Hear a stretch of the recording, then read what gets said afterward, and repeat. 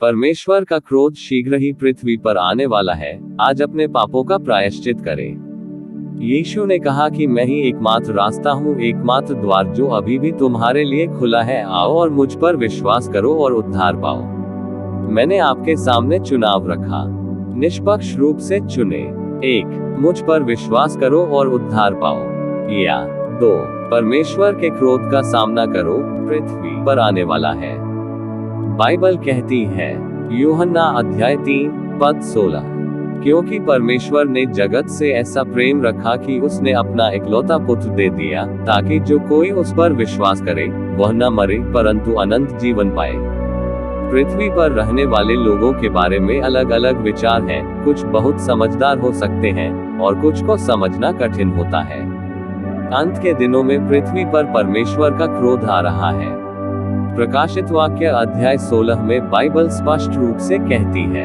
यूहन्ना ने कहा कि मैंने मंदिर से 7 स्वर्गदूतों को कहते हुए एक जोरदार आवाज सुनी, जाओ और परमेश्वर के क्रोध के 7 कटोरों को पृथ्वी पर उंडेल दो।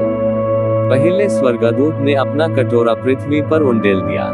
जिन पर पशु की छाप थी और जो उसकी मूरत की पूजा करते थे, उन पर भयानक और पीड़ादायक छाले दिखाई दिए।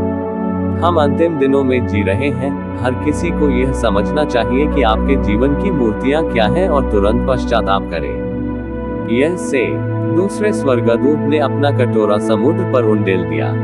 जल मरे हुए मनुष्य के लोहू के समान हो गया और समुद्र के सब जीवधारी मर गए। और तीसरे ने अपना कटोरा नदियों और जल के सोतों पर उंडेल दिया और वे लहू बन गए। मैंने जल के अधिकारी को यह कहते सुना कि हे पवित्र, जो तूने न्याय किया, तू जो है और जो था वह न्याय है। उन्होंने परमेश्वर की प्रजा और भविष्यद्वक्ताओं का लहू बहाया और तूने उन्हें लहू पिलाया है कि वे जिसके योग्य हैं उसका फल पा रहे हैं। तब चौथे ने अपना कटोरा सूर्य पर उंडेल दिया और उसे अपनी प्रचंड गर्मी से लोगों को जलाने दिया गया और वे उस प्रचंड गर्मी से जल गए और उन्होंने परमेश्वर के नाम की निंदा की। इन विपत्तियों पर किसका अधिकार है, परंतु वे अपने पापों से न फिरे और उसकी बड़ाई की स्तुति न करें। फिर 5वें स्वर्गदूत ने अपना कटोरा पशु के राज्य के सिंहासन पर उंडेल दिया और लोगों ने अपनी पीड़ा के कारण वहां की जीभें काट ली और उन्होंने अपक की पीड़ा और फोड़ों के लिथे स्वर्ग के परमेश्वर की निंदा की, परंतु वे अपक की बुरी चाल से न फिरे। फिर 6ठे स्वर्गदूत ने अपना कटोरा बड़ी नदी यूफ्रेटिस पर उंडेल दिया।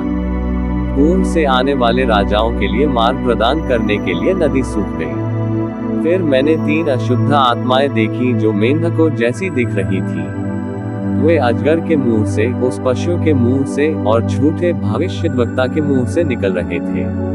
वे चमत्कार करने वाले राक्षसों की आत्माएं हैं। ये 3 आत्माएं दुनिया के सभी राजाओं को सर्वशक्तिमान परमेश्वर के महान दिन की लड़ाई के लिए एक साथ लाने के लिए बाहर जाती है। सुनना, मैं चोर के समान आ रहा हूँ। क्या ही धन्य वह है जो जागता और आपके वस्त्रों की चौकसी करता है, ऐसा न हो कि नंगा फिरे और लोगों के सामने लज्जित न हो। तब 7वें ने अपना कटोरा हवा में उंडेल दिया। मंदिर के सिंहासन में से यह बड़ा शब्द हुआ कि हो गया। बिजली चमकी, गड़गड़ाहट और मेघ गर्जन हुए और भयानक भूकंप हुआ। मनुष्य के सृजन के बाद से ऐसा भूकंप कभी नहीं आया है। यह सभी का सबसे खराब भूकंप था। महान शहर 3 भागों में विभाजित हो गया और सभी देशों के शहर नष्ट हो गए।